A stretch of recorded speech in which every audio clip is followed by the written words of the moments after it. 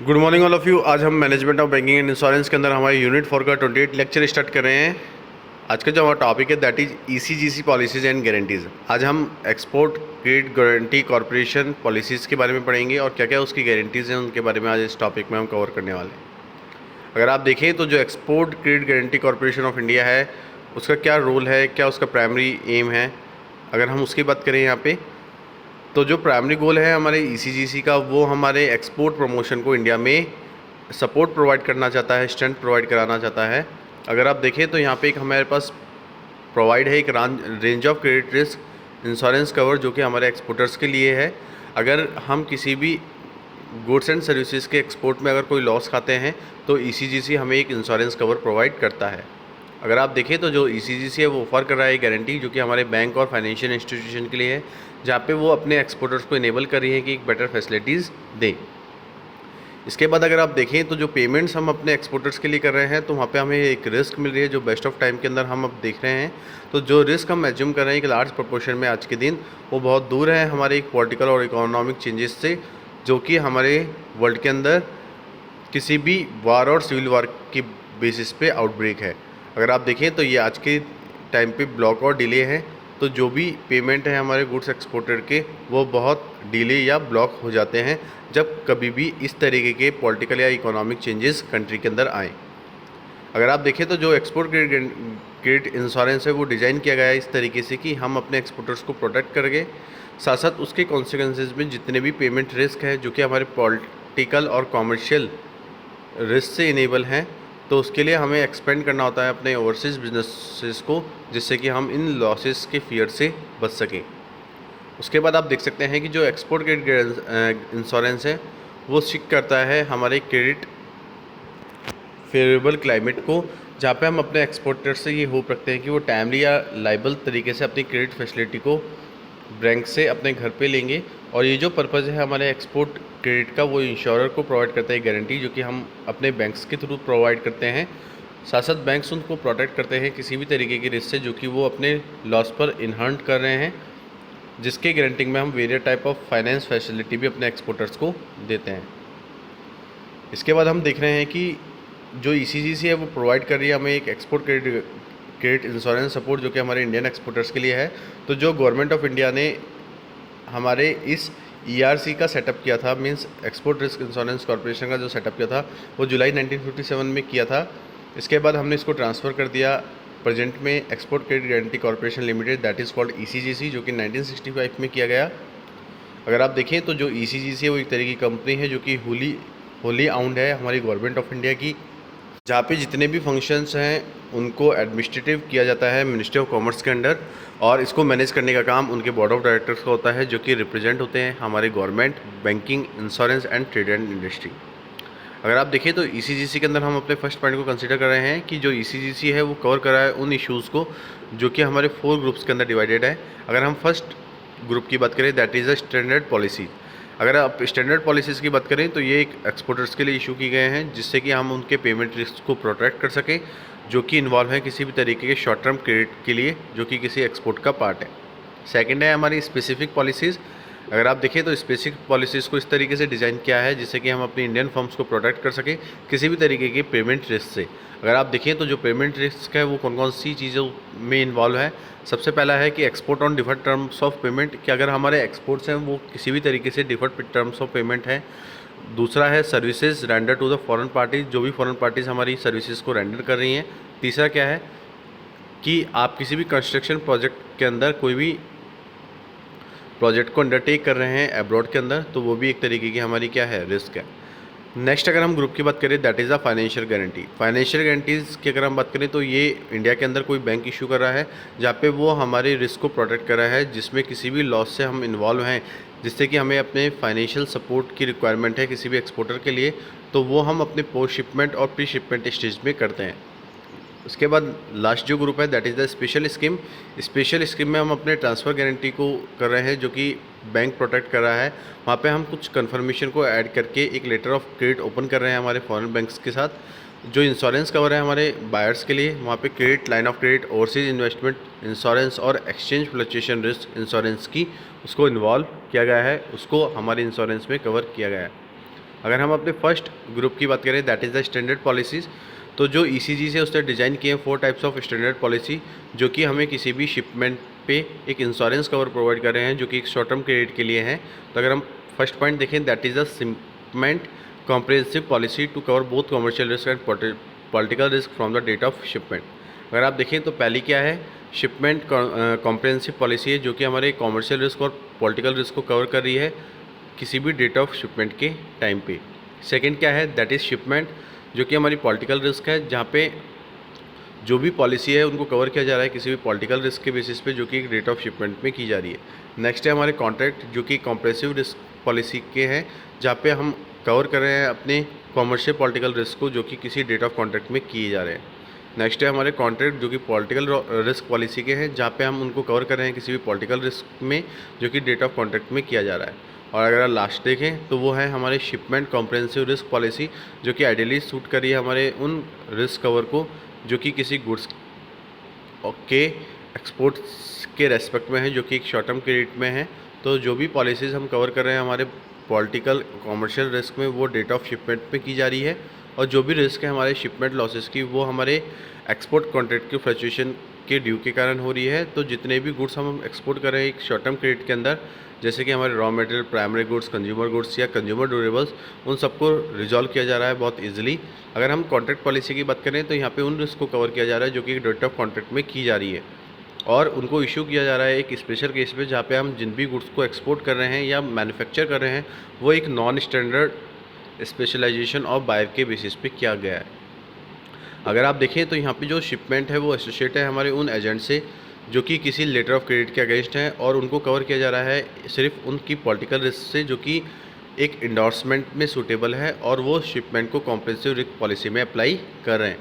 अगर आप देखें तो स्टैंडर्ड पॉलिसी के अंदर हम किन किन रिस्क को कवर कर रहे हैं, तो पहला है हमारी कॉमर्शियल रिस्क, उसमें हमारे insolvency of buyer, buyer protected default to the pay for the goods accepted by him, और लास्ट है हमारे buyer failure to accept goods subject to certain condition. उसके बाद अगर हम पॉलिटिकल रिस्क की बात करें तो पॉलिटिकल रिस्क के अंदर हम किन किन चीज़ों को कवर करें, that is the imposition of restriction on remittance by the government in the buyer country or the any government action which may block or delay payment to the exporters. Second है हमारा war revolution or civil disturbance in the buyer's country. Next है हमारा new import licensing restriction on cancellation of valid import licence in the buyer's country. Next है cancellation of export licence or imposition of new export licence restriction in the India under contract policy. Next है हमारे payment of additional handling transport और insurance charge auction by the interpretation of diversion of voyage which can not be recovered from the buyer. और last है हमारे any other causes of loss occurring outside India not normally insured by the commercial insurance and beyond the control of the exporter and the buyer. अगर आप देखें तो किन किन रिस्कों को हमने अपनी स्टैंडर्ड पॉलिसीज़ में कवर नहीं किया गया है, किन किन लॉसेस को हमने अपने रिस्क में इन्वॉल्व नहीं किया गया है। पहला तो क्या है कि जो भी कॉमर्शियल डिस्प्यूट्स हैं जो कि एक बायर रेज कर रहा है, तो उसके अनलेस में जो भी एक्सपोर्टर ऑब्टेन कर रहा है decree of the complaint court of law, तो वो किसी बायर कंट्री के फेवर में है। नेक्स्ट क्या है कि जो भी कॉज इनहरेंट है हमारे नेचर ऑफ गुड्स में, उनको इसमें कंसीडर नहीं किया गया है। जो भी बायर फेलियर हो रहा है किसी भी नेसेसरी इंपोर्ट को ऑब्टेन करने के लिए या किसी भी ऑथराइजेशन को एक्सचेंज करने के लिए जो कि एक कंट्री के ऑथराइजेशन से लिए गए हैं, तो उनको भी इंक्लूड नहीं किया गया है। अगर किसी भी तरीके की इंसॉल्वेंसी है, डिफ़ॉल्ट है किसी भी एजेंट के थ्रू हमारे एक्सपोर्टर के लिए, तो वो किसी कलेक्टिंग बैंक के लिए नहीं है। नेक्स्ट क्या है कि जो भी लॉस या डैमेज हो रहे हैं हमारे गुड्स के, उनको कॉमर्शियल इंश्योरेंस के लिए कवर नहीं किया गया है। और लास्ट है हमारे एक्सचेंज फ्लक्चुएशन, अगर एक्सचेंज रेट में कोई भी फ्लक्चुएशन हो रहे हैं तो वो भी हमारे इस रिस्क कवर में नहीं इंक्लूडेड है। नेक्स्ट जो हमारा टॉपिक है दैट इज़ द एक्सपोर्टर को इंश्योर। अगर हम अपने कस्टमरी क्रेडिट इंश्योरेंस को देखें तो वहाँ पे हम अपने इंश्योर्ड के शेयर का एक स्मॉल परसेंटेज उसकी रिस्क को ले रहे हैं।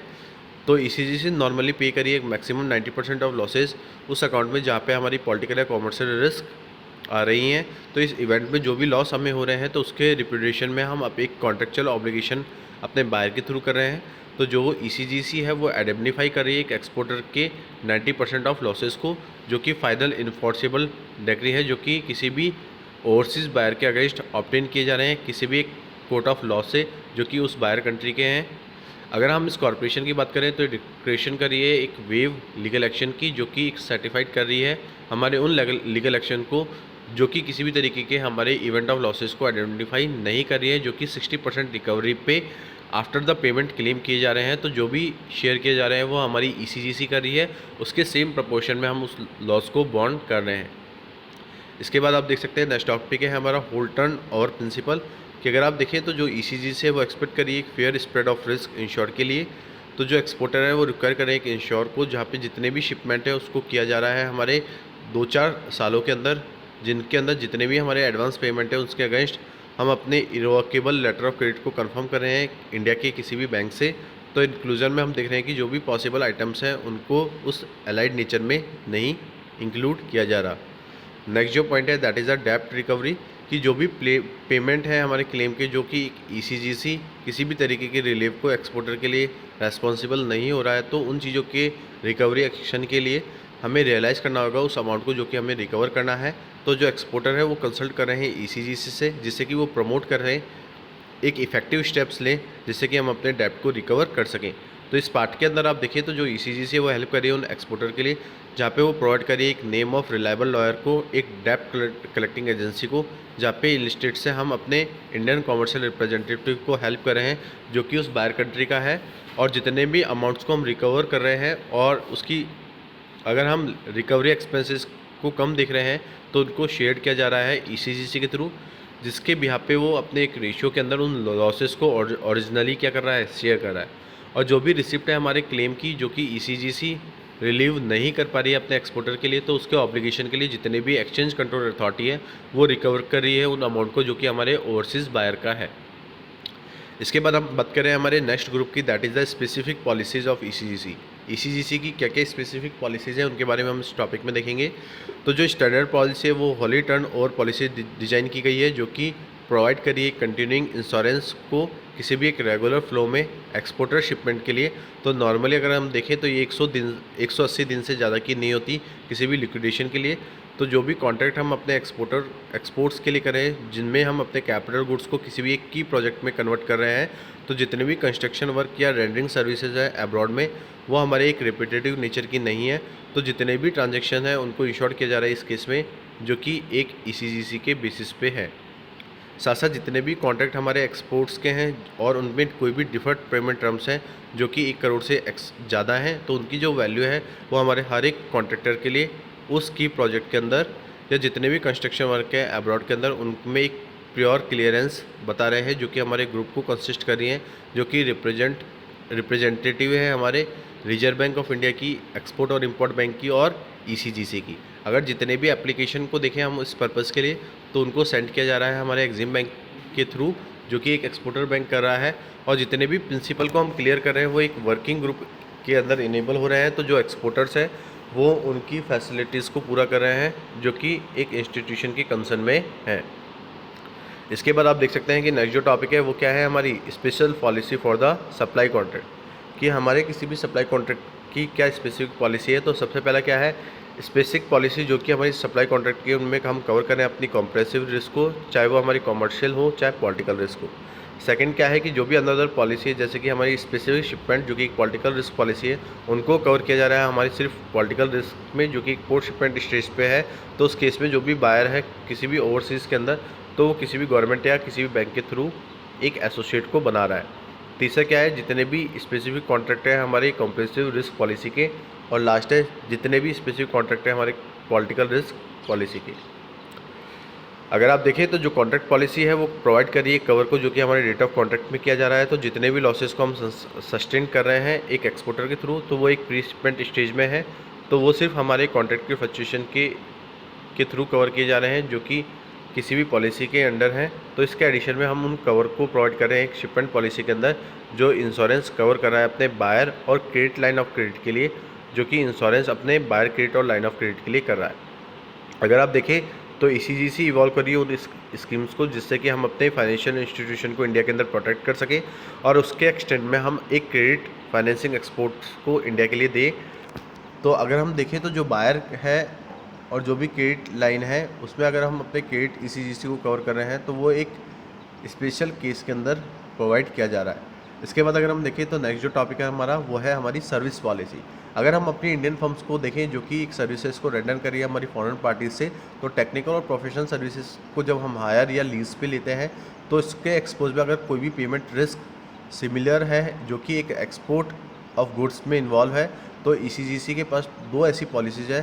पहली क्या है, जहाँ पे हम कवर कर रहे हैं अपनी कॉम्प्रिहेंसिव रिस्क को, और दूसरे में हम कवर कर रहे हैं अपनी पॉलिटिकल रिस्क को। और लास्ट है हमारे कंस्ट्रक्शन वर्क पॉलिसी कि अगर आप देखें तो ईसीजीसी किसी भी कंस्ट्रक्शन वर्क पॉलिसी को कवर कर रहा है, सिविल कंस्ट्रक्शन जॉब को कवर कर रहा है एक टर्नकी प्रोजेक्ट के अंदर, जहाँ पे हम इन्वॉल्व कर रहे हैं उन सप्लाईज़ को, उन सर्विसेज को जो कि प्रोवाइड कर रहे हैं, उन सब पेमेंट्स के कवर को जो कि हमारे फॉल होने के कारण किसी भी कॉन्ट्रैक्टर के अंडर द कॉन्ट्रैक्ट में हो रहे हैं। तो ये दो तरीके के कवर हैं। पहला तो क्या है कि पहले तो हम अपने जितने भी कॉन्ट्रैक्ट हैं उनको कवर कर रहे हैं अपने गवर्नमेंट बायर्स के लिए, और दूसरा हम जितने भी कॉन्ट्रैक्ट हैं उनको कवर कर रहे हैं हमारे प्राइवेट बायर्स के लिए। तो ये थी हमारी कंस्ट्रक्शन वर्क पॉलिसी। तो आज के टॉपिक के अंदर हमने ईसीजीसी के बारे में कुछ टॉपिक्स को यहाँ पे क्लियर किया है। तो आज का जो टॉपिक है वो हमारा यहाँ पे कंप्लीट होता है। आज के लिए इतना ही। Thank you so much and have a nice day.